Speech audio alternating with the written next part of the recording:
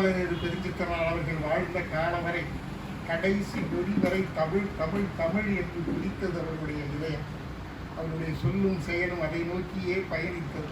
எத்தனையோ அடக்குமுறைகளை எல்லாம் கண்டும் துவளாத அந்த மனிதரினுடைய இன்றைக்கு நடமாடும் வாரிசாக விளங்கி கொண்டு தமிழினுடைய பெருமையும் தனித்தன்மையையும் தமிழகமெங்கும் சென்று பரப்பி கொண்டிருக்கக்கூடிய ஒரு கள போராளி ஐயா புடிலன் அவர்கள், தோழர் அவர்கள் இந்த ஆழ்ந்த ஒரு செறிந்த ஆய்வுரையை வழங்க வந்திருக்கிறார். அவர்களை அன்போடு வழங்கி வரவேற்கின்றேன்.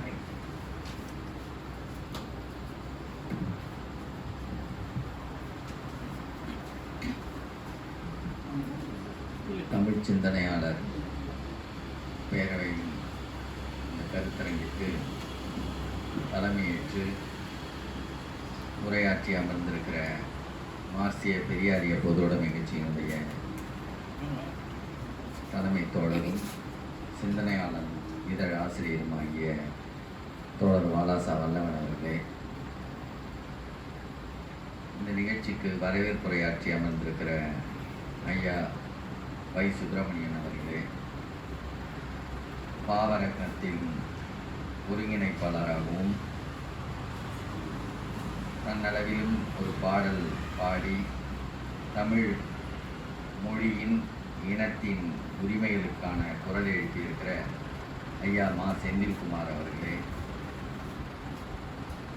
பாவரங்கத்தில் பங்கேற்று தங்களின் உரைப்பா வீச்சில் நம்முடைய தமிழ் இன மான உணர்வை அடையாளப்படுத்தியிருக்கிற பாவலர்கள் தமிழில் என் மணிமாறன் அவர்களே, தொடர்ந்து இந்த நிகழ்ச்சியை ஒருங்கிணைத்து வந்திருக்கிற சிந்தனையாளரும் செயற்பாட்டாளரும் ஆகிய மதிப்புயர் தோழர் உதயன் அவர்களே, வருகை இருந்திருக்கிற சான்றோர் பெருமக்களே, தோழர்களே, உங்கள் அனைவருக்கும் வணக்கத்தை தெரிவித்துக் கொள்கிறேன். இந்த கருத்தரங்கம் கன்னடத்தின் தாய்மொழி தமிழா என்பது. அந்த தலைப்புக்குள்ளார நுழைவதற்கு முன்பாக நாம் சில அடிப்படையான செய்திகளை நாம் பார்க்க வேண்டும். மொழி என்பது குறித்தும் நாம் தெரிந்து கொள்ளணும். மொழி எப்படி ஒரு சமூகத்தினுடைய அடையாளமாக, அந்த சமூகத்தின் விளை பொருள் என்பதாக நாம் புரிந்து கொள்ள வேண்டும்.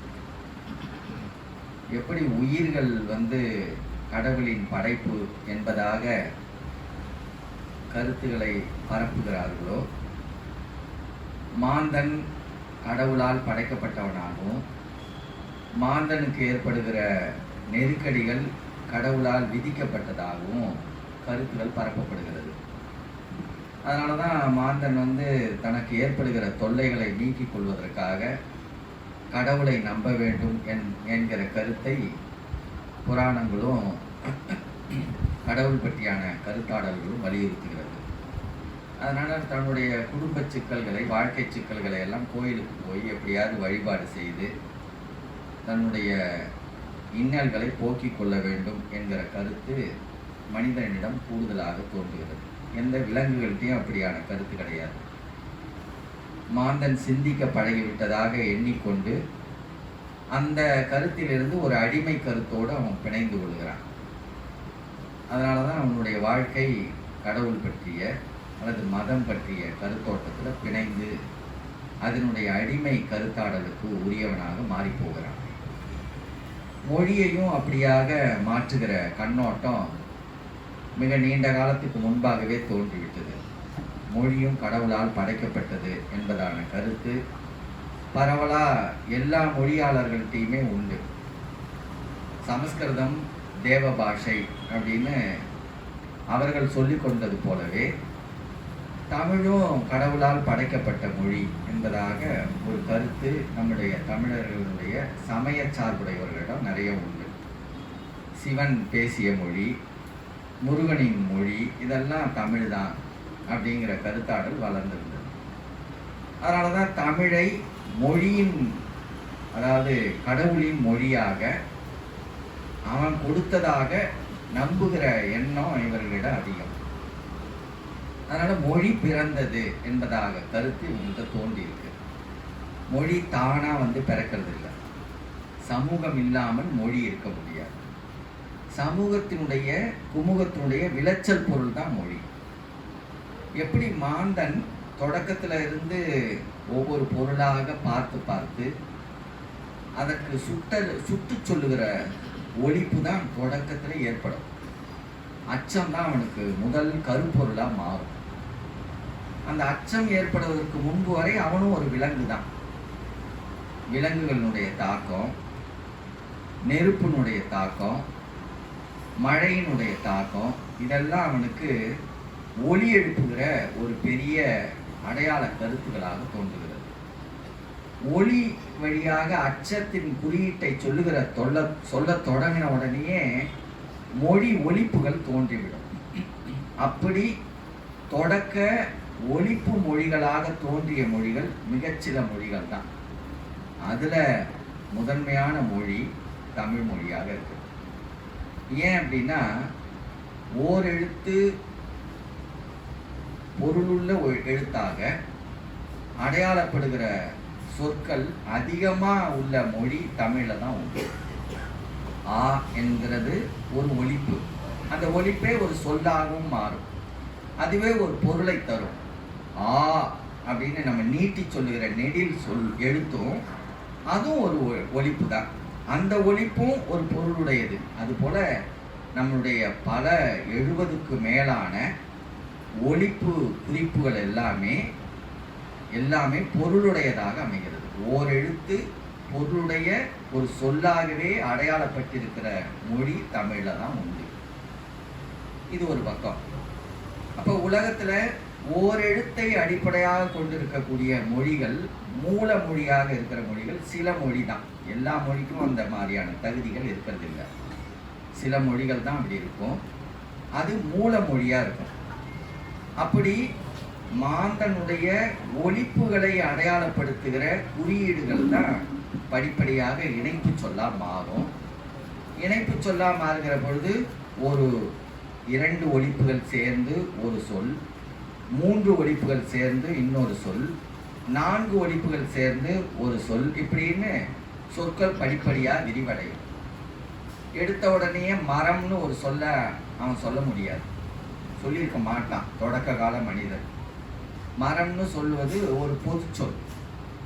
மாமரம் அப்படின்றது மா என்பது ஒரு குறிப்பு சொல்லாக மாறுது. குறிப்பா சொல்றது வேற, பொதுவா சொல்றது வேற. தென்னை அப்படின்னா குறிப்பா சொல்றது, பனைங்கிறது குறிப்பா சொல்றது. பனை மரம்னு வரும்பொழுது மரம் என்பது ஒரு பொது சொல். பொது சொல்ல எடுப்பிலே கண்டறிய முடியாது. எல்லா மரங்களும் சேர்ந்த ஒரு மரத்தை தான் மரங்கள் அல்லது மரம் அப்படிங்கிற பொது சொல்லால கண்டறிய முடியும். அதே போல விலங்குகள், அதே போல ஒவ்வொரு பகுப்புலையும் பார்க்கலாம். எல்லா பகுப்புகள்லையும் பொது சொல் என்கிற ஒரு பொது சொல் இருக்கும், குறிப்பு சொற்கள் அப்படிங்கிறது இருக்கும். தமிழ் தொடர்பான மொழியியல்கள்ல குறிப்பு சொல்கள் தோன்றுகிற காலம் ஒரு காலம். முதல்ல ஓரெழுத்து ஒரு மொழி, அதன் பிறகு குறிப்பு சொற்கள், அப்புறம் குறிப்பு சொல்ல இருந்து பொது சொற்கள். அப்ப குறிப்பு சொல்லெல்லாம் தோன்றி வளர வளர படிப்படியா அதன் பிறகு பொது சொல் உருவாகும். இது மொழியினுடைய வளர்ச்சியினுடைய பாங்கு. இந்த இடத்துல நம்ம இன்னொன்று கண்டறியணும். ஒரு மாந்தன் தொடக்கத்துல எங்க வாழ்ந்திருப்பான்? கூட்டமா தான் வாழ்ந்திருக்கிறான், குகைகள்ல வாழ்ந்திருக்கிறான்னு நம்ம பார்க்கிறோம். தொடக்க கால மனிதன் குகைகள்ல தான் வாழ்ந்தான். ஏன் குகைகளை வாழ்ந்தான்? ஏன் வெட்ட வெளிச்சமா வாழல? கடற்புறத்துல ஏன் வாழல? எல்லாமே இயற்கையினுடைய வளர்ச்சியிலிருந்து தான் நம்ம புரிந்து கொள்ளுகிறோம், அறிவியல் முறைப்படி தெரிந்து கொள்ளுகிறோம். உலகத்தினுடைய 2 முனை இருக்குது, வடமுனை தென்முனை இருக்குது. இந்த வடமுனையில மனிதன் தோன்றியிருப்பானா அல்லது தென்முனையில மனிதன் தோன்றியிருப்பானா அப்படின்னா தோன்றி இருக்கவே முடியாது. ஏன்னா உயிர்களே அங்க தோன்ற முடியாது, உயிர்களே வாழ முடியாது. அப்ப மாந்தன் எங்க தோன்றி இருக்க முடியும் அப்படிங்கிறது ஒரு பெரிய ஆய்வா நடந்தது. ஆப்பிரிக்காவில் தோன்றி இருக்கலாம், அல்லது தென்னாப்பிரிக்க பகுதிகளில் தோன்றி இருக்க முடியுமா, வட அமெரிக்க பகுதிகளில் தோன்றி இருக்க முடியுமா, ரஷ்யாவிலையோ சீனா உள்ளேயோ தோன்றி இருக்க முடியுமா அப்படின்னா தோன்றி இருப்பதற்கான எந்த வாய்ப்புகளுமே இல்லை என்பதை அறிவியலாளர்கள் கண்டறிந்து சொல்லியிருக்கிறாங்க. வெப்பமண்டல பகுதிகளில் தான் உயிர்கள் தோன்றும். வெப்பமண்டல பகுதிகளில் தான் பாசி இருக்கும். நீங்கள் குளிர்பகுதிகளில் பனிப்பாறைகளில் பாசி இருக்காது. அப்போ பாசிகள்லாம் தோன்றுகிற இடம் உயிர்கள் தோன்றுகிற இடமாக மாறி உயிர்கள் தோன்றுகிற வளர்ச்சியில தான் மாந்தன் பிறக்க முடியும் அப்படின்னு ஒரு இயற்கையினுடைய இயங்கியல் போக்க உணர்த்துகிறாரு அறிவியல். சரி, இப்படி வளர்கிற சூழல்ல உயிர்கள் தோன்றுவதற்கான சூழல்ல உலகம் எப்படி இருந்தது? இன்னைக்கு இருக்கிறபடியே இருந்ததா அப்படின்னா இல்லை. உலகம் பல நிலைகள்ல இடம்பெயர்ந்து, கண்டங்கள் இடம்பெயர்ந்து, கண்டங்கள் சேர்ந்து விலகி, அல்லது கடல் ஒரு சில இடங்கள்ல புகுந்து வெளியேறி, இப்படி பல நிலவியல் மாற்றங்களும் நடந்துகிட்டே இருக்குது. எப்படி ஆழி பேரலை தோன்றின பிறகு பல பகுதிகள் கடலுக்குள்ளார போயிடுறது போல, கடலிலிருந்து வெளியே வந்துடுறது போல எண்ணற்ற பகுதிகள் மாறிக்கிட்டே இருக்குது. அரியலூர்னு நம்ம ஊர்ல பகுதி இருக்குது. அந்த அரியலூர்ல பல லட்சம் ஆண்டுகளுக்கு முன்னாடி, சில அல்லது 50,000 1 லட்சம் ஆண்டுகளுக்கு அளவில் முன்னால அந்த அரியலூர் கடல் உள்ளார அமிழ்ந்திருந்ததாக சொல்லி அந்த நிலவியல் பகுதி உணர்த்துது. இதுல மொழியில வாய்ப்பு குறைவு. ஆனா அரியலூர்ல இன்னைக்கும் நீங்க போய் அங்க பார்த்தீங்கன்னா டால்மியாபுரம் பகுதி இருக்குது. டால்மியா சிமெண்ட் ஃபேக்டரி, பைஞ்சுதை உருவாக்குகிற நிறைய இன்னைக்கு சுதை உருவாக்க தொழிற்சாலைகள் அங்கே வந்துருச்சு. அங்கே கல் உடைச்சி எடுக்கிற பொழுது எண்ணற்ற அந்த சிப்பிகளும் முத்துகளும் எக்கச்சக்கமாக குவிஞ்சு கிடக்கக்கூடியது. கடலுக்குள்ளார என்னென்ன உயிரிகள் இருக்குதோ அத்தனை கல்லாக மாறி இருக்கு. நீங்கள் அந்த பகுதியில் நீங்கள் அந்த அரியலூர் பகுதியில் போய் பார்த்தோம்னா எல்லாருமே எடுத்து இயல்பாக பசங்க எடுத்து விளையாட்டாக எடுத்து காட்டுவாங்க. ஒரு சிப்பி அப்படியே கல்லாக இருக்கும், முத்து கல்லாக இருக்கும். அது மாதிரி நிறைய குவிஞ்சிருக்குது. அப்போ அதுக்குள்ளார கடலுக்குள்ளார இருந்து அப்படியே கல்லாக மாறிட்டது. பெரம்பலூர் பகுதியில் பார்த்தா பல மரங்கள் கல்லாக மாறி இருக்கிற பகுதிகள் நிறைய உண்டு. மரங்களே கல்லாக மாறி இருக்கும். அப்போ லட்சக்கணக்கான ஆண்டுகளுக்கு முன்பாக அவையெல்லாம் அப்படி இருந்தன என்பதை காண முடியும். இந்த அடிப்படையில் தான் நம்ம தமிழ் ஆய்வாளர்கள் மட்டுமல்ல, உலகத்தில் இருக்கிற பல ஆய்வாளர்களும் கண்டறிந்து மாந்தன் எங்க தோன்றியிருப்பான் அப்படிங்கிறத அடையாளப்படுத்துறாங்க.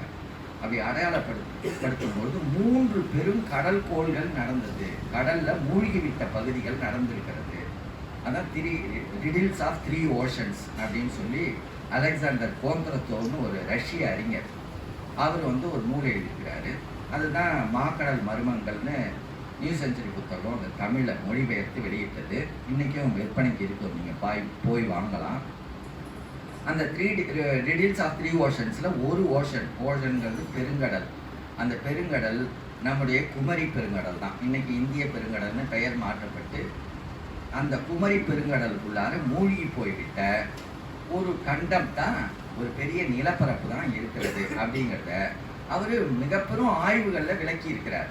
அவர் மட்டும் இல்லை, மாஸ்னுடைய நெருங்கிய துணை ஆய்வாளராக இருந்த ஏங்கல்ஸ் தன்னுடைய ஒரு நூல் எழுதிக்கிறார். சின்ன நூல், மனித குரங்கிலிருந்துனுடைய படிப்பினை பற்றியான அதனுடைய வளர்ச்சியின் வழியாக மாந்த தோற்றத்தை பற்றி விளக்குகிற ஒரு குறு நூல் தான். அந்த குறுநூலில் எழுதுகிறார், ஒருவேளை குமரிக்கடலிலே மூழ்கிவிட்ட பெரும் நிலப்பரப்பில் தான் மனிதன் தோன்றியிருப்பதற்கான வாய்ப்புகள் உண்டு என்பதை ஏங்கல்ஸும் குறிப்பிட்டிருக்கிறார். எண்ணற்ற அமெரிக்க அல்லது ஆங்கிலேய ஆய்வாளர்கள் இதெல்லாம் குறிப்பிடுறாங்க. இதைத்தான் மொழியியல் அறிஞர் பாவாணர் என்ன பண்ணார்னா, அந்த தென் பகுதியிலே மூழ்கிவிட்ட ஒரு பெரிய நிலப்பரப்பு, அதாவது லெமூரியான்னா லெமூர்னு ஒரு குரங்கு வாழ்ந்த பகுதி. நம்ம எப்படி டைனோசர் வாழ்ந்ததாக சொல்லுகிறோமோ அது போல லெமூர்னு ஒரு குரங்கினம் வாழ்ந்திருக்கிறது. அந்த குரங்கினம் மாந்த குரங்கினுடைய ஒரு வடிவமாக அதை அடையாளப்படுத்துறாங்க. அதுக்குனுடைய மூஞ்சி ரொம்ப சுருக்கமாக இருக்கும். அது அறிவில் கொஞ்சம் வளர்ந்த அறிவுடைய குரங்கினம். அந்த லெமூர்னு ஒரு குரங்கினம் வேறு எங்கேயும் இல்லாத சூழலில் வாழ்ந்ததுனால அது லெமூரியான்னு அதுக்கு பேர். அந்த லெமூரியாங்கிற பகுதியில் தான் மனிதன் வாழ்ந்திருக்கிறதாகவும் அந்த லெமூரியா கண்டம் தான் மனிதன் தோன்றிய இடமாகவும் இருக்க வேண்டும் என்பது பாவாணர் உள்ளிட்ட பல ஆய்வாளர்களுடைய கருத்து. அலெக்சாண்டர் கோந்திரத்தோவும் அதை வலியுறுத்துகிறார். ஆப்பிரிக்காவும் நம்முடைய தென்பகுதியாக இருக்கக்கூடிய தமிழ் நிலப்பகுதியும் ஆஸ்திரேலிய பகுதியும் மூன்றும் ஒன்றிணைந்ததாக ஒரு அறிவியல் கருதுகோளும் ஒன்று உண்டு. ஏன் அப்படி உண்டுன்னா, நம்முடைய தமிழ் நிலத்தினுடைய நிலப்பரப்பினுடைய ஓரங்களில் இருக்கக்கூடிய மண் வகையும் ஆஸ்திரேலியாவினுடைய வடபகுதியில் இருக்கக்கூடிய மண் வகையும் ஆப்பிரிக்காவினுடைய இந்த கோடியில் இருக்கக்கூடிய மண் வகையும் ஒன்று போல இருக்கிறதாக மண்ணியல் ஆய்வாளர்கள் கண்டறிந்திருக்கிறாங்க. இங்கே வளரக்கூடிய அதே பல நிலைத்திணைகள் தாவரங்கள் அங்கேயும் விளையுது, அங்கே வளரும். இங்கே இருக்கக்கூடிய தாவரத்தை கொண்டு போய் நீங்கள் வேற எந்த ஐரோப்பாவிலையோ அமெரிக்காவிலையோ போய் நட்டிங்கன்னா வளராது. ஏதோ கற்பனையில் சொல்லலை, நட்டு பார்த்தோம்னா பனை மரம் அங்கே கொண்டு போய் வளர முடியாது. இங்கே இருக்கக்கூடிய சில மர வகைகள் அங்கே போய் வளராது. ஆனால் ஆஸ்திரேலியாவினுடைய வடபகுதியில் வளர்கிறது. அதே மாதிரி ஆப்பிரிக்காவினுடைய இந்த கிழக்கு பகுதியில் அது வளர முடியும். அப்படியான நிலப்பரப்பினுடைய ஒன்று போலான தேர் நம்ம கூட கொஞ்ச நாளைக்கு முன்னாடி ஒரு 20-30 ஆண்டுக்கு முன்னாடி பார்க்கலாம். உசிலம்பட்டியில் ஒருவருடைய குருதி ஆய்வு செய்கின்ற போது அவருடைய அந்த டிஎன்ஏ வந்து ஆப்பிரிக்காவினுடைய டிஎன்ஏவோடு ஒத்திருந்தது அப்படிங்கிறத அறிவியல் கட்டுரைகள் எண்ணற்றவை வந்திருக்கு. அதுபோல் அவங்களுடைய குருதி வகைப்பாடும் நம்முடைய குருதி வகைப்பாடும் தொல்லியல் சார்ந்ததாக இணங்குகிறபடியாக இருக்கிறது என்பதை உலக அறிவியலாளர்கள் ஒத்தி செஞ்சிருக்கிறாங்க. இந்த இடத்துல நம்ம புரிந்து கொள்ள வேண்டியது மாந்தனுடைய தோற்றவாய் பற்றியானது. அதனால மாந்தன் எப்படி தொடக்க காலத்துல தோன்றி வந்தானோ அந்த இடத்துல தான் மொழியும் தோன்றி இருக்க முடியும், மொழியும் வளர்ந்தது அப்படிங்கிறது. அப்ப தொடக்க கால மாந்தன் தோன்றி வளர்ந்து ஒரே இடத்துல இருந்திருக்க முடியல. பல இடங்களை விரைவி போகிறான். விரைவி போகிற பொழுது இங்கிருந்து தெற்க நம்மளுடைய தமிழ்நாட்டில இருந்து அல்லது தென்பகுதியில் இருக்கக்கூடிய குமரி கண்டத்திலிருந்து விரைவி இந்த நாவலம் தீவு என்று சொல்லக்கூடிய அந்த இன்றைய இந்தியாவுடைய பரந்த பகுதி முழுக்க அவன் வாழ்ந்துக்கிறான். நாவல் மரம் அதிகமாக இருந்ததுனால தான் இதுக்கு நாவலம் தீவுன்னு பேர். நாவல் பழத்துக்கு ஜம்பு அப்படின்னு சமஸ்கிருதத்தில் பேர். அதனால தான் அவன் என்ன சொன்னான், ஜம்பு தீவுன்னா அவன் ஒரு பெயர் அதை சமஸ்கிருதத்தில் மாற்றிக்கிட்டான். அதனால இது நம்முடைய நாவலம் தீவு முழுக்க இவர்கள் பரவி வாழ்ந்தாங்க. யாரு? தமிழர்கள். இப்ப இன்னொரு இடத்துக்கு நம்ம இன்னும் கொஞ்சம் புரிதலுக்கு நம்ம இன்னும் கொஞ்சம் சில விளக்கமா தெரிஞ்சுக்கணும். திருநெல்வேலியில பேசக்கூடிய தமிழ் இருக்கு, கோயம்புத்தூர்ல பேசக்கூடிய தமிழ் இருக்கு, வடார்காடுல பேசக்கூடிய தமிழ் இருக்கு, சென்னையில பேசக்கூடிய தமிழ் இருக்கு. இந்த திருநெல்வேலி தமிழர்கள் பேசக்கூடிய தமிழ் சொற்கள் வந்து பல சொற்கள் சென்னை தமிழுக்கும் ஒத்தி செஞ்சிருக்குமா அப்படின்னா இல்லை. பல சொற்கள் புதியதாக திருநெல்வேலி பகுதியில் மட்டுமே இருக்கும். கோயம்புத்தூர் தமிழர்கள் பேசக்கூடியதில் பல சொற்கள் கோவை தமிழ், கொங்கு தமிழாக இருக்கும். நீங்கள் சென்னையில் இருக்கக்கூடிய வடார்காடு, இந்த ஆற்காடு பகுதியில் பேசக்கூடிய தமிழெல்லாம் அது ஒரு வகையாக இருக்கும். இதில் எந்த தமிழ் சரியான தமிழ் அப்படின்னு தஞ்சையில் பேசக்கூடிய தமிழ் ஒரு தமிழ் இருக்கு. சரியான தமிழ் எங்களுது தான் அப்படின்னு திருநெல்வேலிக்காரர் சொன்னார்னா கோயம்புத்தூர்காரர் ஒத்துக்குவாரா? தஞ்சாவூர்காரர் ஒத்துக்குவாரா? நாங்கள் தான் தமிழை திருத்தமாக பேசுகிறோன்னு தஞ்சாவூர்காரர் அடம்பிடிப்பார், கோயம்புத்தூர்காரர் அதை விட அடம்பிடிப்பார். கொங்கு தமிழ் தாங்க இனிய தமிழ், அதுதாங்க சரியான தமிழ். நெல்லை தமிழ் தாங்க மூத்த தமிழ், அதுலேருந்து தாங்க உங்கள் கோயம்புத்தூர்லாம் வளர்ந்ததுன்னு சொன்னால் கோயம்புத்தூர்காரர் ஏங்க நெல்லையில இருந்தா நாங்கள் வந்தோம், நாங்கள் தாங்க அப்படின்வாங்க.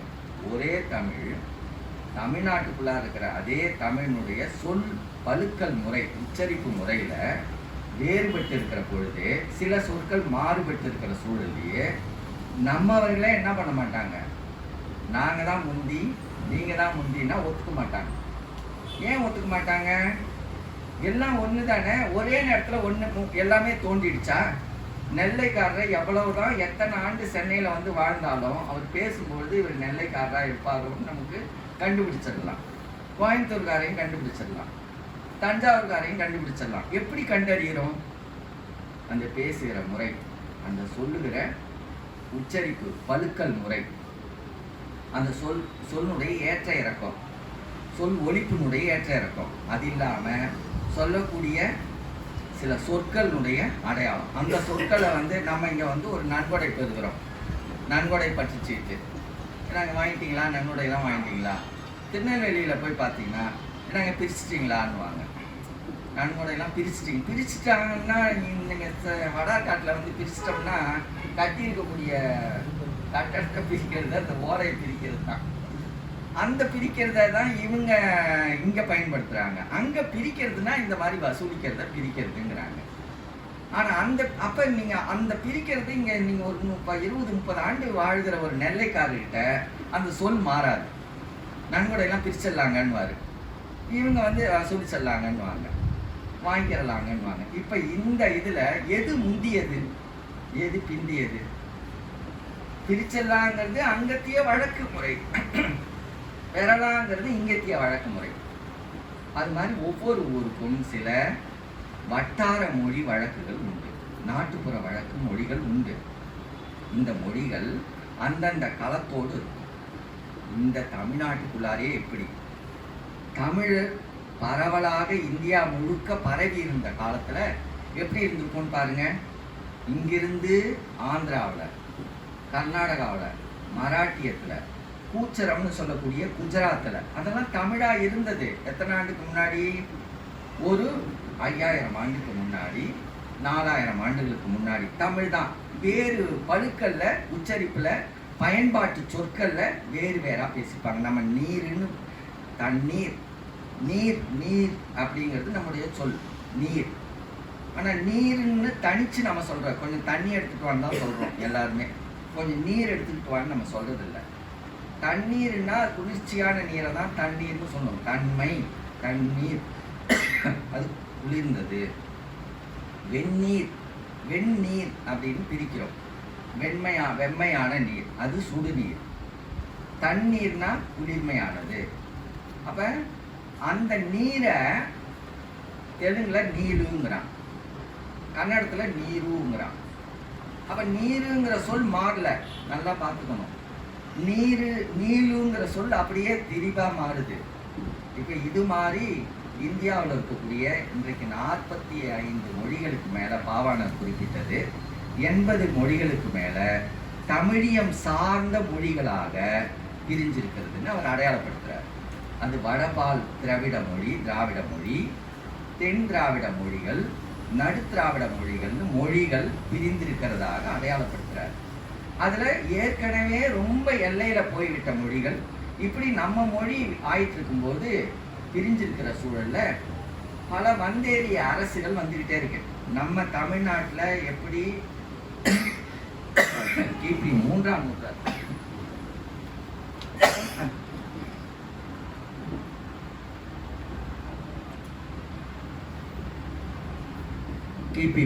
நூற்றாண்டில் நமக்கு வந்து களப்பிரர்கள் வராங்க. களப்பிரர்கள் யாருங்கிறதெல்லாம் கூட நம்ம தெரிஞ்சுக்கணும்.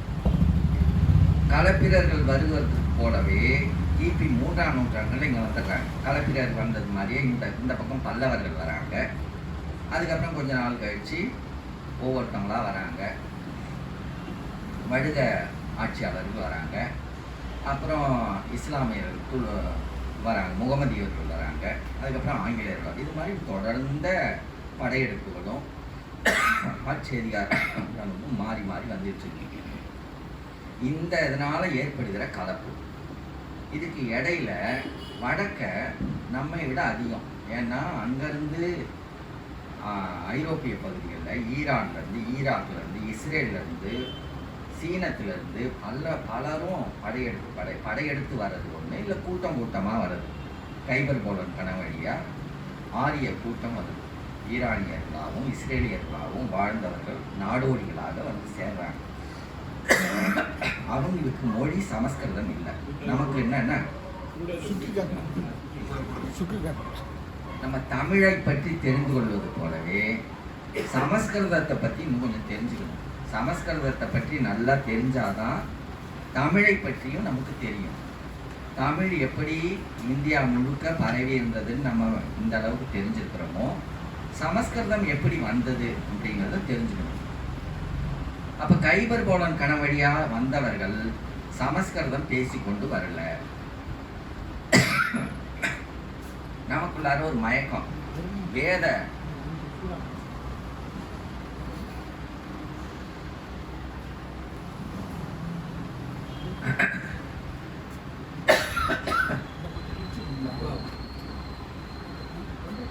வேதம் வேத மொழி பேசிட்டு வந்ததாகவும் சில பேர் கதை சொல்றாங்க. வேதங்கள் அப்படின்ட்டு ஒரு மொழி தொடக்கத்துலலாம் இல்லை. வேதம் என்பது அனாதி அப்படிங்கிறான் பார்ப்பனர்கள். அப்படிலாம் அனாதின்னா காலத்தை கடந்தது. எப்படி அவன் சொல்லிட்ட மாதிரி கடவுளால் படைக்கப்பட்ட மொழி தான் தேவ பாஷை அப்படின்னு சொன்னது மாதிரியே வேதங்கள் கடவுளால் படைக்கப்பட்டதாகவும் அதை தான் இவங்கெல்லாம் பிராமணர்கள் பேசுனதாகவும் சொல்கிறான். முழுக்க முழுக்க பொய். தமிழ் நமக்கு கிடைத்திருக்கிற முதல் நூல் தொல்காப்பியம். கிமு பாவாணர் என்ன சொல்கிறாருன்னா கிமு 600 அப்படின்னு அவர் அடையாளப்படுத்துறார். இதெல்லாம் கொஞ்சம் நீங்கள் நல்ல மனதில் வாங்கிக்கணும். தொல்காப்பியம் தான் முதல் நூல் நமக்கு கிடைச்சிருக்கிறது. கிமுல 600 பாவாணர் சொல்கிறது. அதுக்கு மாறா இன்னும் பல அறிஞர்கள்லாம் சொல்கிறாங்க. கிமு 1500 அப்படிங்கிறாரு நம்மளுடைய பேராசிரியர் நெடுஞ்செழியன். நம்முடைய குணா, பெங்களூர் குணா கிமு 5000 தொடக்கத்தில் அவரும் கிமு 700 400 600ன்னு சொல்லிட்டு இருந்தவர். பின்னாடி 1500ன்னு சொல்லி இப்போ கிமு 5000ன்னு சொல்கிற வழக்கம்லாம் மாறி இருக்குது. அது எப்படிங்கிறதெல்லாம் அப்புறம் போகலாம். அதெல்லாம் இப்போ நமக்கு தேவையில்லை. அது கூர்ந்து கவனிக்கிறவங்களுக்கு, ஆய்வு செய்கிறவங்களுக்கு தேவை. அது இப்போ தேவையில்லை. பொதுப்பட நம்ம ஒரு கருத்துக்கு வரலாம். கிமு 600 700 அப்படின்னு வச்சுக்குவோம். கிமு 3ஆம் நூற்றாண்டிலிருந்து கிபி 3ஆம் நூற்றாண்டு வரைக்கும் கழக கால இலக்கியங்களுடைய படைப்பாக்கங்கள், அதாவது புறநானூறு, அகநானூறு, 10 பாட்டு, அந்த 14 கீழ்கணக்கு நூல்கள், 10 பாட்டு 8 தொகை 14. 10 பாட்டில் என்னென்ன இருக்குன்னு தெரிஞ்சுக்கணும்.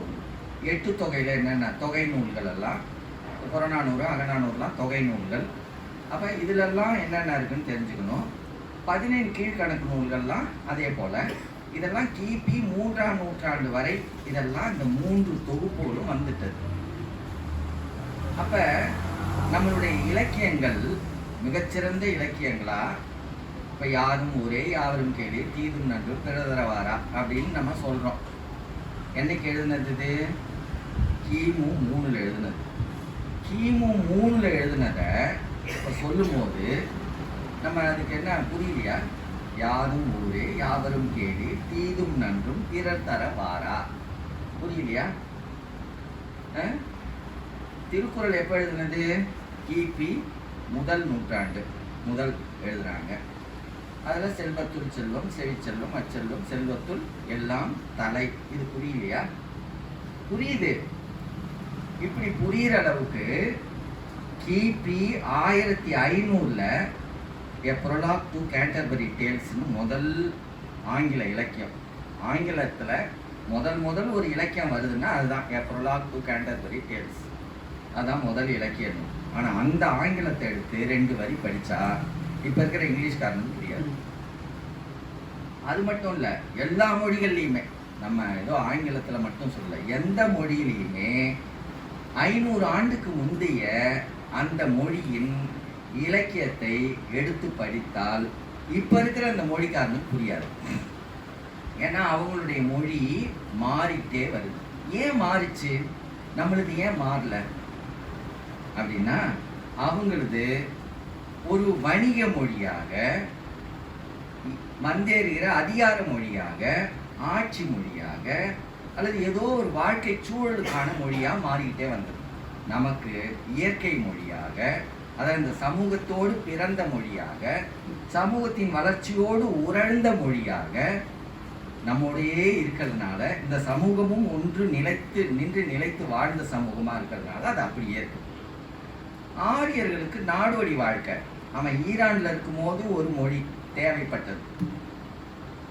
நீங்கள் கைபர் போலன் கணவாய்க்கு வரும்போது இன்னொரு சொற்கள் அவனுக்கு கூடுது. பாதி சொல்ல அங்கே விட்டுருவான், பாதி சொல்ல இங்கே ஏற்றிக்குவான். அப்புறம் சிந்துக்கு வரான். சிந்துன்னு வந்தவொடனே அவனுக்கு இன்னும் கொஞ்சம் சொல்லி ஏறிக்கிச்சு. கங்கைக்கு வரான். கங்கைக்கு வந்தவொடனே இன்னும் கொஞ்சம் சொற்களை ஏற்றிக்கிறான். சொற்கள் மட்டும் இல்லை, அங்கே என்னென்னலாம் கருத்துகள் இருக்குதோ அந்த கருத்துகளையும் ஏற்றிக்கிறான். அங்கே இருக்கிற விளைச்சல் பொருள்களையும் ஏற்றிக்கிறான் கருத்தால். அங்கே இருக்கக்கூடிய மணி வகைகளையும் ஏற்றிக்கிறான். இதெல்லாம் அங்கே ஒரு பாட்டு கேட்டிருப்பான், அந்த பாட்டை அதோட செருகிக்குவான். அங்கே ஒரு கருத்து கேட்டிருப்பான், அந்த கருத்தை இதோட சேர்த்துக்குவான். இப்படி சேர்த்து சேர்த்து சேர்த்து பாடிக்கிட்டே வர்றது தான் வேதங்களாக பின்னாடி வருது. அவங்களுக்கு எந்த இலக்கியமும் நிலைத்த இலக்கியங்கள் இல்லை. இந்த நிலைத்த இலக்கியங்கள் இல்லாததுனால வேதங்களை அவன் எழுதவே இல்லை. எழுத்தால எழுதலை, பாடிக்கிட்டே இருந்தான், மந்திரமா ஓதிக்கிட்டு இருந்தான். அதனால ஓதுறது, இப்போ நம்ம இங்கே 15-20 பேர் இருக்கிறோம். இந்த 15 பேர்ல அடுத்த தலைமுறை 15. நீங்க ஓதுகிற அதே சொல்லாடலை உங்களுடைய அடுத்த தலைமுறை அப்படியே ஓதாது. 4 சொல்ல அதுல சேர்க்கும், 4 சொல்ல நீக்கும். அது அப்ப அந்த ஓதுதல் மாறிக்கிட்டே இருந்தது. அடுத்த தலைமுறை வரும்போது இன்னும் கொஞ்சம் அறிவு அவனுக்கு கிடைக்குது. அதனால அந்த அறிவையும் அதுல உள்ளார சேர்த்துக்குவான். அப்போ புதிது புதிதா சேர்த்து சேர்த்து சேர்த்து சேர்த்து வேதங்கள் படிப்படியாக 14ஆம் நூற்றாண்டுல தான் எழுதப்பட்டது. நல்லா கவனிச்சுக்கணும், 14ஆம் நூற்றாண்டுல தான் வேதம் எழுதப்பட்டது. அர்த்த சாஸ்திரங்கிறான, மனு தர்ம சாஸ்திரம்னான அர்த்த சாஸ்திரம் 1905க்கு முன்பு எழுதினபடியா எங்கேயுமே கிடைக்கல. நல்லா புரிஞ்சுக்கணும். எழுதினபடியா நானும் பொய்யாவோ இட்டுக்கட்டியோ சொல்லல, எங்கேயாவது காட்டி எடுத்தோம், நம்ம அப்புறம் பேசிக்கலாம். 1905ல தான் மைசூர்ல இருக்கக்கூடிய நூலகத்துல சாமசாஸ்திரின்னு ஒரு ஆளு, அவரு அறிஞர்லாம் கிடையாது, அவர் அந்த நூலக காப்பாளர், எடுத்து கொடுக்கிறவரு, அவரு தான் தொகுத்து கொடுத்ததா சொல்லி அவர் சொல்றாரு. அத இங்க இருக்கிற ஒரு சாஸ்திரி கணபதி ஐயர்னு ஒரு ஆளு, தமிழ்நாட்டுக்காரர், அவர் என்ன பண்றாருன்னா அதுல நிறைய சிக்கல் இருக்குதுங்க அப்படின்னு அவரே சொல்றாருங்கன்னு அவரே எழுதுறாரு. அப்ப 1905ல எழுதப்பட்டதை 1909ல அவரே வெளியிடுறார். சாமசாஸ்திரி அவரே ஆங்கிலத்துல மொழிபெயர்த்து 1915ல ஆங்கில மொழிபெயர்ப்பு வருது. 1944ல கதிரேச செட்டியார் தான் தமிழ்ல அதை மொழிபெயர்க்கணும்னு முயற்சி செய்து, அதுவும் 2 அதிகாரம் மட்டும் மொழிபெயர்த்து, அவரு உடல்நலம் இல்லாம அதுக்கப்புறம் 2 பார்ப்பனர்களை இணைச்சிக்கிட்டு அந்த பார்ப்பனர்லாம் சேர்த்து மொழிபெயர்த்து 1960-70க்கு பிறகுதான் தமிழ்ல முதல் பதிப்பு வருது. நல்லா புரிஞ்சுக்கிங்க. இதெல்லாம் எங்க நடக்குது? மைசூர்ல, தமிழ்நாட்டுல, கேரளத்துல இருந்து சில படிகள். இது யார் எழுதுனது? அர்த்த சாஸ்திரம். இந்த ஒண்ணை மட்டும் நீங்க மனதில் பதிச்சுக்கிட்டா ஆரியர்கள் எவ்வளவு போலியாகவும் பொய்யர்களாகவும் இருக்கிறாங்கன்னு தெரியும். அர்த்த சாஸ்திரத்தை எழுதுனவன் யாரு? கௌடில்யன்னு ஒருத்தன் எழுதுனான்னு சொல்றாங்க. அவனுக்கு விஷ்ணுகுப்தன் ஒரு பேர் உண்டு. சாணிக்கியன்னு இவங்க பெருமைப்படுத்துவானுங்க, சாணிக்கிய மூலன்னு வாங்க. இந்த 3 ஒரு ஆள் தான் அப்படின்னு ஒருத்தவன் எழுதுனா, அவன் யாரு, எங்க வாழ்ந்தான், எங்க இருந்தான்னா சந்திரகுப்த மௌரியன்ட்ட இவன் அறிஞனா இருந்தான். அப்படின்னா சந்திரகுப்த மௌரியன் யாரு? அசோகனுடைய பாட்டன். அசோகனுடைய பாட்டன்ட்ட இருந்தான்னா அவன் கிமு 3ஆம்-4ஆம் நூற்றாண்டுல அவன் ஆட்சி செய்ததாகவும், அவன்கிட்ட யாரு இந்த கௌடில்யம் இருந்ததாகவும், அவன் எழுதுனதுதான் அர்த்த சாஸ்திரம்னு சொல்லியும், அந்த அர்த்த சாஸ்திரத்தை தான் நம்மெல்லாம் பின்பற்றி இந்த திருக்குறள் உள்ளிட்டு எல்லாத்தையும் பெயர்த்துக்கிட்டாங்கன்னு பொய்ய இன்னைக்கு யார் வரைக்கும், இந்த அயோக்கியம், இந்த KN, இந்த ஆளு RN ரவி வரைக்கும் உருட்டிட்டு கிடைக்கிறாங்க. அவ்வளவு பொய். சரி, நமக்கு கேள்வியெல்லாம் என்னன்னு பார்ப்போம். எழுதப்பட்டது இப்ப சந்திரகுப்த மௌரியன் ஆண்டது எங்க? பாட்னாவுடைய பகுதிகள், பாடலிபுத்திரம்ன்ற பகுதிகள்லாம் அங்கதானே கிடைச்சிருக்கணும். எது? அர்த்த சாஸ்திரம், வேதங்கள் அங்கதானே கிடைச்சிருக்கணும். வேதமோ அர்த்த சாஸ்திரமோ மருதர்ம சாஸ்திரமோ எதுவுமே வடநாடுகள்ல கிடைக்கல. நீங்க அதை புரிஞ்சுக்கீங்க. எங்க கிடைச்சது? அர்த்த சாஸ்திரம் மைசூர்ல கிடைச்சது. கும்போணத்துல இருக்கிற ஒரு பாப்பான் இன்னொருத்தவன் அவன் எழுதுனான் பெயர்த்து. இன்னும் 2-3 பாப்பானுங்க தமிழ்நாட்டுல இருந்து தான் செஞ்சாங்க. அதே மாதிரிதான் வேதம் எழுதப்பட்டது ஆந்திராவில் விஜயநகர பேரரசு காலத்துல தான் அது உருவாக்கப்படுது. எல்லாமே தென்பகுதிகளில் தான். அங்கிருந்த மூல பகுதிகள் அங்கிருந்து கண்டெடுக்கல. சரி, இது ஒரு பக்கம் தெரிஞ்சு வச்சுக்கோங்க. அப்ப சமஸ்கிருதத்துக்கு மொழி இருந்ததா? எழுத்து மொழி இருந்ததா? இங்க தொல்காப்பியம் கிமு 3ல, கிமு 6ல கழக இலக்கியங்கள் கிமு 3ல இருந்து கிபி 3 வரைக்கும். சமஸ்கிருதத்துக்கு எழுத்தே இல்லை, எழுத்து அவங்களுக்கு தெரியாது. அசோகன் தான் முதல் கல்வெட்டுகள்ல தன்னுடைய ஆட்சியினுடைய சிறப்புகளை பதிவு செய்தாங்க. 36 கல்வெட்டு வெட்டி இருக்கிறான் வடபகுதிகளில் எல்லா இடங்கள்லையும். தமிழ்நாட்டில் அவன் எதுவும் வெட்டில, கல்வெட்டு கிடையாது. அந்த 36 கல்வெட்டுகளும் பிராகிருதத்திலையும் பாலியிலையும் வெட்டப்பட்டது. பிராகிருதம் என்பது முந்து சமஸ்கிருதத்துக்கு முந்திய ஒரு மூல மொழி. முந்து கிருதம் அப்படின்னா மொழி, முந்து பிரானா முந்தியது, முந்திய மொழின்னு அதுக்கு பொருள் தமிழ்ல. பிராகிருதம் அப்படின்னா அப்ப இந்த பிராகிருதம்ங்கிற மொழிக்கு அதுல தான் அசோகன் எழுதினான். பிராகிருதம் எழுதப்பட்ட இதுல மொழியில சமஸ்கிருதம் அதுக்கு பிறகு பிராகிருதத்தை அடிப்படையாக வச்சும் இதன் பிறகும் இதுவும் எழுதினாங்க. சரி, பிராகிருதத்துக்கான எழுத்து வடிவம் என்ன அப்படிங்கிறத பிராமி அப்படின்னு சொல்றாங்க. பிராமி. தமிழுக்கு எழுத்தே கிடையாது.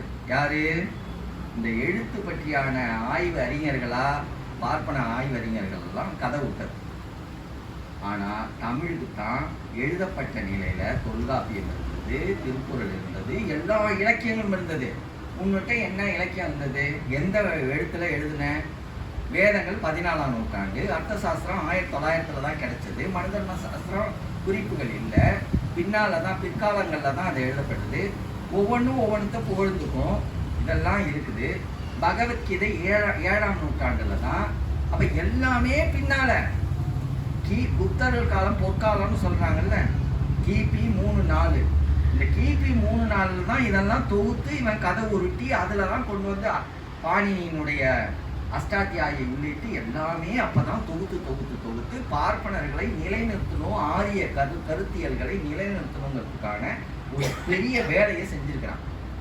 அந்த காலத்துக்கு பிறகுதான் அவனுக்கு எழுத்துங்கிறதே தமிழ் எழுத்துல இருந்து எடுத்துக்கிறான். தமிழுக்கு அந்த சிறப்பு வரக்கூடாதுன்றதற்கான வேலைகளை அப்பந்தே செய்ய தொடங்கிட்டாங்க. அதனாலதான் பிராமிங்கிற எழுத்த நம்ம எழுத்துகளுக்கு தமிழி எழுத்து, இதுக்கு தமிழின்னு பேரு.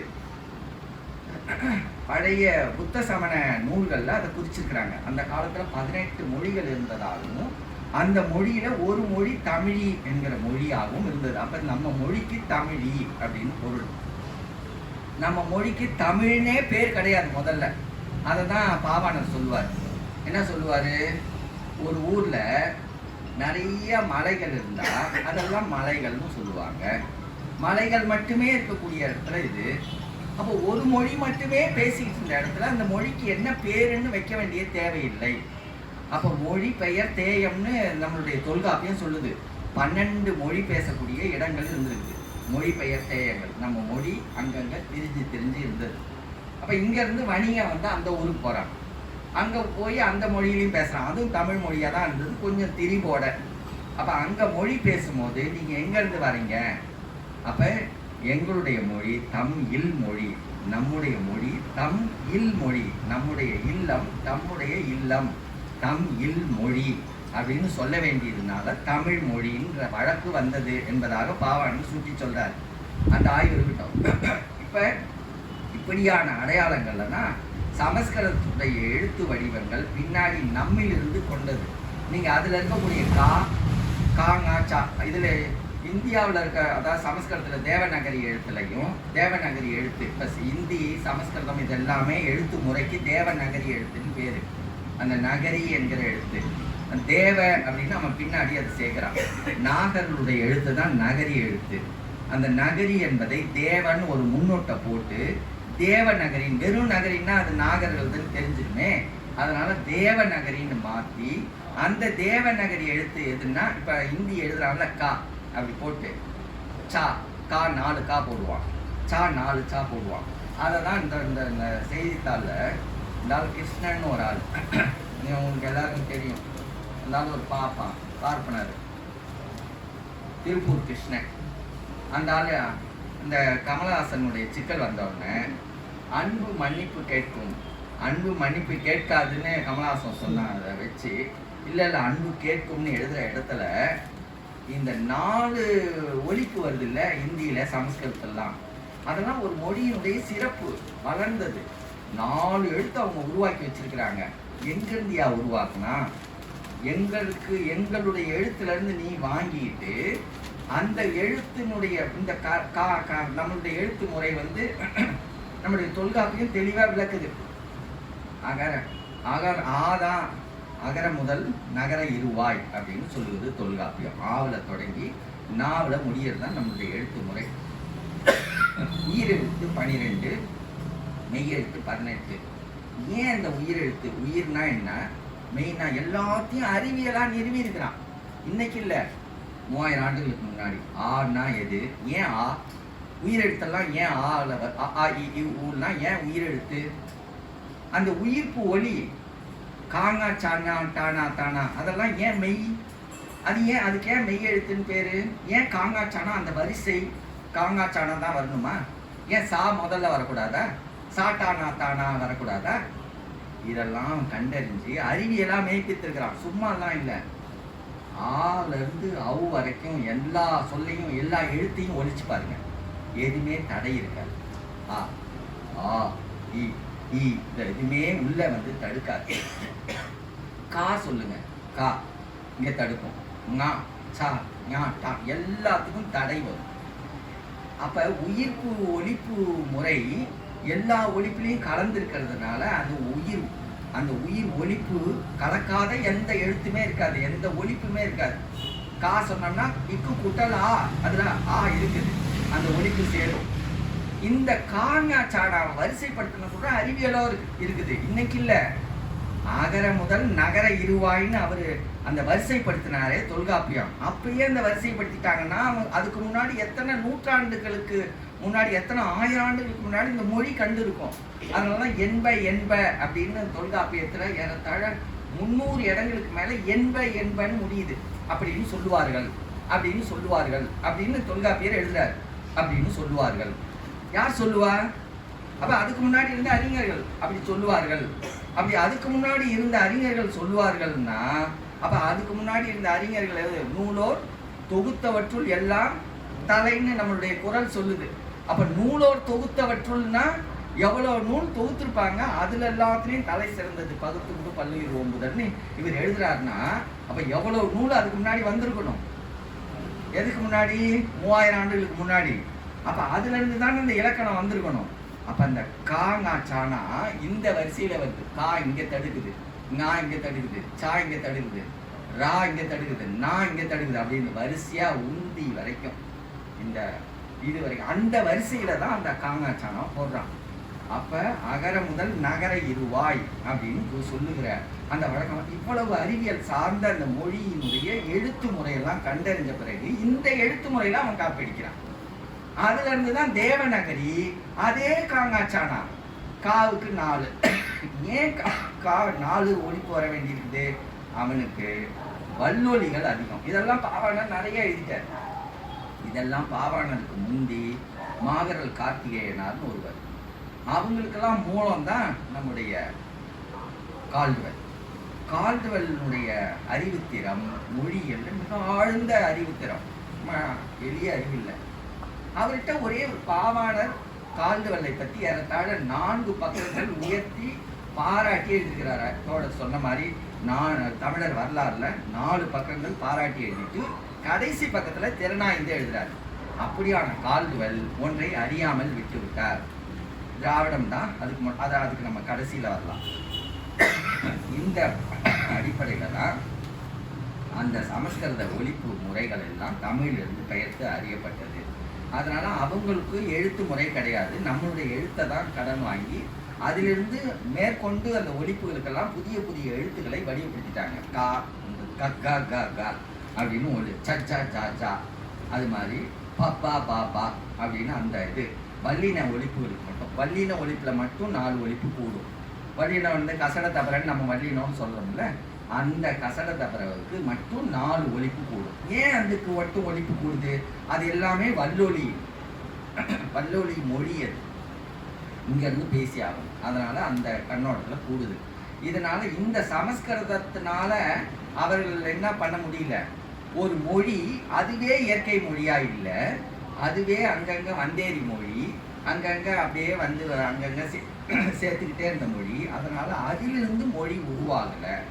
ஆனால் தமிழ் இப்படி பரவி இருந்த பொழுது பிராகிருதமும் சமஸ்கிருதம் வந்து ஆட்சி அதிகாரத்தில் செலுத்தி அவனை அடிமைப்படுத்தும் போது அந்த மொழியினுடைய அவனே அதிகாரியாக மாறிடலாம். பார்ப்பனர் சார்ந்த அவனுடைய அதிகார தன்மை கூட கூட அவனுடைய கலப்பால அந்த மொழி புதிய மொழி உருவெடுத்தது.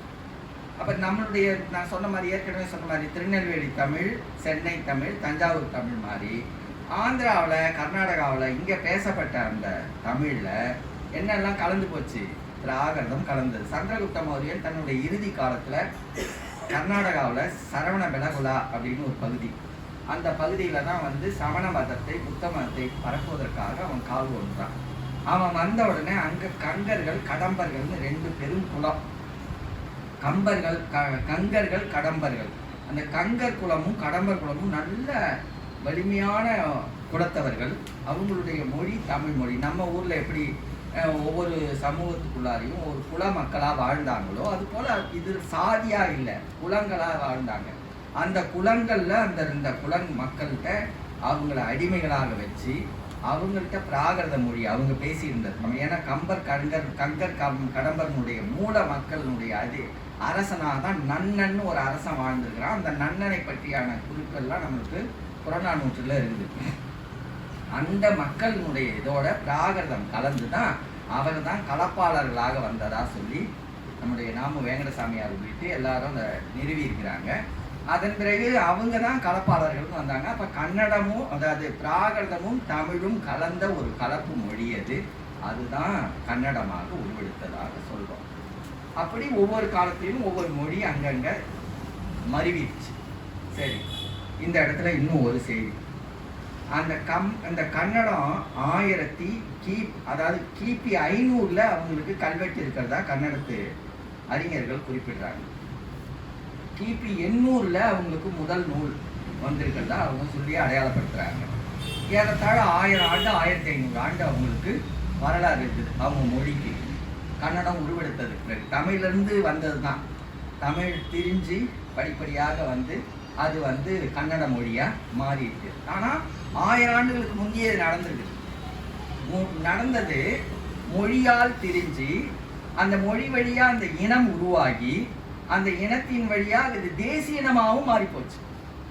மொழி என்பது மொழி சார்ந்த மக்கள், மொழி சார்ந்த இனம், மொழி சார்ந்த தேசிய இனம். அப்போ ஒரு இனம் என்பது வேறு, தேசிய இனம் என்பது வேறு. நல்லா நம்ம வேறுபாடுகள்லாம் புரிஞ்சுக்கணும். நம்ம இனம்னா அந்த மொழியை மட்டுமே அது தாங்கியிருக்கும். ஒரு தமிழை மட்டுமே பேசுகிறவனா வாழ்ந்துட்டு இருக்கிறான் மொரீஷியஸில். மொரீஷிய தமிழர் தேசிய இனம்னு சொல்லக்கூடாது. மலேசியாவில் தமிழர்கள் இருக்கிறாங்க, மலேசிய தமிழர் தேசிய இனம்னு சொல்லக்கூடாது. அவங்க தமிழர் தான். கர்நாடகா போயிருக்கிறாங்க, அவங்க கன்னடா போயிருக்கிறாங்க, அமெரிக்கா போயிருக்கிறாங்க, ஜப்பான் போயிருக்கிறாங்க தமிழர்கள். அப்படின்னா தமிழர் இனம், தமிழ் இனத்தவருங்க அவர் அப்படின்னு சொல்லலாம். தமிழ் தேசிய இனத்தவருங்க கர்நாடகாவில் அல்லது மலேசியாவில் இருக்கக்கூடிய தமிழ் தேசிய இனத்தவர்னு சொல்ல முடியாது. ஒரு மொழி சார்ந்த இன மக்கள், அந்த இனத்தோடு சேர்ந்த அந்த நிலத்தின் பரப்பு, அந்த பரப்புக்கு ஒரு நீண்ட வரலாறு, அந்த வரலாறோடு இருக்கக்கூடிய பண்பாடு, அந்த பண்பாடோடு சேர்ந்த அரசியல், அந்த அரசியலோடு பிணைந்த பொருளியல், இவையெல்லாம் சேர்ந்து அந்த இனம் தனித்து தன்னை அதிகாரப்படுத்தி கொள்கிற ஒரு சூழல் அமைஞ்சாதான் அது தேசிய இனமாக வளரும். இத்தனையும் அதுக்கு இருக்கணும். வெறும் மொழி மட்டுமே இருந்தால் அது தேசிய இனமாக மாறாது. அப்படித்தான் ஈழத்தமிழ் தேசிய இனம் வேற, தமிழ்நாட்டு தமிழ் தேசிய இனம் வேற. அங்க ஈழத்தமிழர்கள் இருக்கிறாங்கிறதுனால இந்த ரெண்டும் சேர்ந்து ஒரே தேசிய இனம் கிடையாது. அது ஈழ தமிழ் தேசிய இனம், இது தமிழ்நாட்டின் தமிழ் தேசிய இனம். அப்ப தமிழ்நாட்டின் தமிழ் தேசிய இனத்தினுடைய அரசியல் போலவே கர்நாடகம் ஒரு தனி தேசிய இனமா வளர்ந்துருச்சு. நல்லா புரிஞ்சுக்கணும். அது பழந்தமிழ் தான். பழந்தமிழ் திரிஞ்சு அது என்னவா மாறிடுச்சு? கன்னட மொழியா மாறிடுச்சு. கன்னட மொழி வெறும் கன்னட இனமா மட்டுமே இல்லை, கன்னட தேசிய இனமா மாறிடுச்சு. அதாவது மலையாள தேசிய இனமா மாறிடுச்சு, ஆந்திர தேசிய இனமா மாறிடுச்சு, இதெல்லாம் தேசிய இனங்களா மாறிடுச்சு. மாறின பிறகு என்னுடைய தாய் தான் உனக்கு தாய், நீ வந்து எனக்கு தாய் அப்படி, நான் வந்து உனக்கு தாய் அப்படின்னு சொன்னா, அதை தான் நான் கேட்டேன். திருநெல்வேலிக்காரன் வந்து தஞ்சாவூர்காரனை பார்த்து உனக்கு நான் தான் தாய் அப்படின்னா ஒத்துக்குவானா? தஞ்சாவூர்காரங்க, நம்ம ஊருக்காரங்களே ஒத்துக்க மாட்டாங்க. என்னுடைய தமிழ் தான் நீ கொஞ்சம் மடக்கி பேசுற, அது சென்னைக்காரங்க இஸ்துக்குன்னு போய் பேசுறத அவன் ஒத்துக்கவே மாட்டான். அதை ஒத்துக்காதது மட்டும் இல்லை, திருநெல்வேலிக்காரங்க ஏன் இப்படி கொலை பண்ணுறீங்க, எங்கள் தமிழ் தான் ஏன் மூலமாக தாய்மொழி தமிழ், என்லேருந்து போட்டு கிளப்பிக்கன்னா என்ன சொல்கிற, சென்னை தமிழ் தான் ஏன் நல்ல தமிழ்மா. ஆனால் உண்மையை பார்த்தா சென்னையில் இருக்கக்கூடிய அடித்தட்டு மக்கள் வந்து பல தமிழ் சொற்களை நீங்கள் கள்ளம் பறைய வேண்டாம் அப்படின்னு மலையாளத்தில் சொல்கிறாங்க. கள்ளம்னு நம்ம இங்கே அதிகமாக புழக்கிறது கிடையாது. பொய்யை வந்து கள்ளம்னு சொல்கிற வழக்கம் ரொம்ப குறைவு. வெள்ளத்தனைய மலர் நீட்டம் மாந்தரிகம் உள்ளத்தனையது உயர்வுன்னு நம்ம குரல் சொல்லுது. வெள்ளம்னு நீரை சொல்லுகிற வழக்கம், பொதுப்பட சொல்லுகிற வழக்கம் நம்மள்கிட்ட இல்லை. வெள்ளம் வந்ததுன்னா பெருசாக வெள்ளம் வந்தது தான். ஆனால் இயல்பாகவே வெள்ளம் அப்படின்னு சொல்லுது, தண்ணீரை வெள்ளம்னு சொல்லுகிற வழக்கம் கேரளத்தில் இருக்குது. அப்போ வெள்ளத்தனைய மலர் நீட்டம்னு இவர் பொதுப்பட தான் சொல்கிறார், பெரிய வெள்ளத்தை சொல்லலை. அப்போ திருக்குறள் காலத்தில் திருக்குறள் பயன்படுத்திய அந்த கன்னியாகுமரி தமிழோ அல்லது இன்றைக்கு புழங்கிட்டு இருக்கிற கன்னியாகுமரி அல்லது கேரளத்துக்கு தமிழ் வழக்காடல்களை இவர் பயன்படுத்தும் போது இயல்பான அது தமிழ் சொல்லா இருக்குது. அப்போ பொதுப்பட சென்னை வரைக்கும் அந்த தமிழை நிறுத்த முடியாது, வெள்ளத்தை கொண்டு வந்து நிறுத்த முடியாது. அதுபோல அதான் இதில் எது மூலம்? தாய்மொழி. தாயிலிருந்து பிறந்த சேய் அப்படின்னு சொல்லுவது பலரையும் புண்படுத்தும், கட்டாயம் புண்படுத்தும். அதனால அந்த சொல்லாடல் நம்ம தவிர்க்கப்பட வேண்டிய சொல். நம்முடைய மூல மொழி தமிழ் தான்.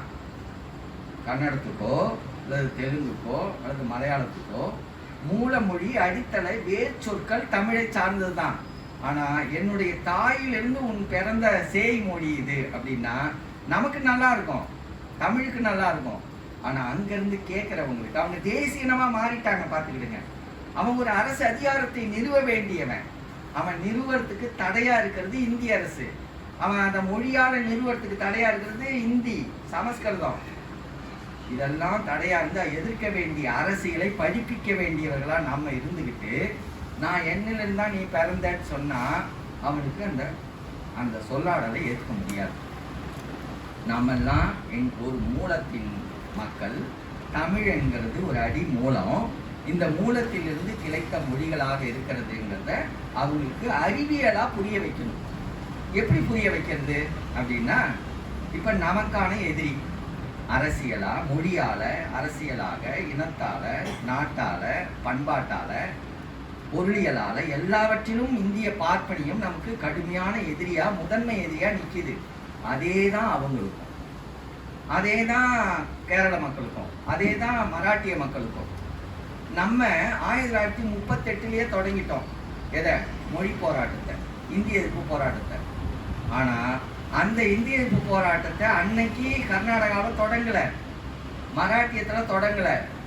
ஆனால் இன்னைக்கு அவங்க செய்கிறாங்க. அப்போ நம்முடைய அரசியல் அவர்கள் ஒரு தனி தேசியனமாக காலூன்றுகிற பொழுது அவங்களுக்கு புரியுது. உடனே அவங்க என்ன பண்ணுறாங்க? இந்தியை எதிர்க்கிறாங்க. நம்ம இந்திய பார்ப்பனியத்தை எதிர்க்கிறோம், சமஸ்கிருதத்தை எதிர்க்கிறோம். அவங்க யாராவது சமஸ்கிருதத்தை எதிர்க்கிறாங்களா? கேரளாவில் சமஸ்கிருத எதிர்ப்பு போராட்டம் நடந்துருக்கா? உண்மையாகவே பார்ப்பன எதிர்ப்பு போராட்டம்னா நம்மை விட கூடுதலாக கேரளத்தில் நம்பூதிரியில் எதிர்த்து போராடணும். ரொம்ப குறைவு. வைக்கத்தில் நடந்ததுக்கு பிறகு ஒரு பெரிய அளவிலான போராட்டத்தை அரசியல் அதிகார போராட்டமாக மாற்றல அவங்க. அதே மாதிரி கர்நாடகாவில் நடக்கலை சமஸ்கிருத எதிர்ப்பு போராட்டம், ஆந்திராவில் நடக்கலை. அது எப்படி நடக்கும்? நம்மளே இங்கே நடத்துறதுல தடுமாறிட்டு இருக்கிறோம். நம்மளே இன்னும் அரசியலாக அதை இன்னும் வலிமைப்படுத்தலை. ஒரு சில சின்ன சின்ன இயக்கங்கள், மாஃபே போக்கா போல, நம்மளுடைய தமிழக மக்கள் முன்னணி போல சில இயக்கங்கள் தான் கூடிட்டு. நம்ம அதை பாருங்களேன், கால்டுவெல்ல அவர் தான் கண்டறிந்து சமஸ்கிருதத்துக்கு முற்றிலும் தொடர்பற்ற மொழி தமிழ் தான் அப்படின்னு நிறுவனவர் அவர். ஆனால் சூரியநாராயண சாஸ்திரின்னு சொன்ன பரிதிமார் கலைஞர் தான் நிறுவனார்னு நம்ம இயக்கம் தமிழ் தேசிய பேரியக்கம்னு சொல்லக்கூடிய ஒரு தோழரே வழியை எழுதுறார். அப்ப வழியை எழுதும் போது என்ன ஆகுது? பார்ப்பனர்கள் நமக்கு ஆதரவானவர்கள். அது ஒரு குறிப்பிட்ட சூரிய நாராயணத்துல இருந்து தொடங்குது. எல்லா பார்ப்பனர்களும் திட்டமிட்டு எப்படி இந்திய அரசியல் அதிகாரத்தை, பார்ப்பனிய அதிகாரத்தை நிறுவுவதற்கான எல்லா தளங்களிலும் நிறுவுவதற்கான வேலைகளை செய்கிறார்கள்னு கண்டறிந்து அந்தந்த துறை சார்ந்து எதிர்க்க வேண்டிய ஒரு பெரிய கடப்பாடு இருக்கக்கூடிய நேரத்துல ஊவே சாமிநாதர் எவ்வளவு பண்ணியிருக்கிறாரு? ஊவே சாமிநாதர் எல்லா இடங்கள்லையும் அந்த ஓலைகளை திரட்டி நிறைய நூல்களை வெளியிட்டாருன்னு அவருக்கு பெரிய பேர் உண்டு. நம்மளும் மதிக்கிறோம் அந்த பணிங்கிறதுல. நீங்களும் நானும் போய் கேட்டோம்னா ஒரு மடாதிபதிகளும் கொடுக்க மாட்டாங்க. மடாதிபதி நம்மளை சேர்க்கவே மாட்டாங்க. நம்மளை விடுங்க, பாவாணர் அவ்வளோ பெரிய மொழியியல் அறிஞர். திருப்பனந்தாள் மடத்தில் அவர் புத்தகத்தை அடிச்சுட்டு போய் கேட்டார், ஐயா திருப்பனந்தாள் அந்த மடாதிபதியை. இத்தனைக்கும் அவர் தமிழர் தான், அவர் பார்ப்பனர் கிடையாது.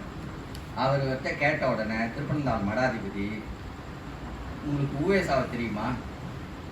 நல்லா தெரியும், நல்லாவே உண்மையாகவே தெரியும். அவர் சொன்னால் நான் அடித்து தரத்துக்கான எல்லா ஏற்பாடுகளையும் செய்கிறேன்னு சொல்லிட்டு மறுநாள் வர வச்சு ஊவேசாட்ட கேட்டால் ஊவேசா தனக்கு தெரியாதுன்னு மறுத்தறார் பொய்யா.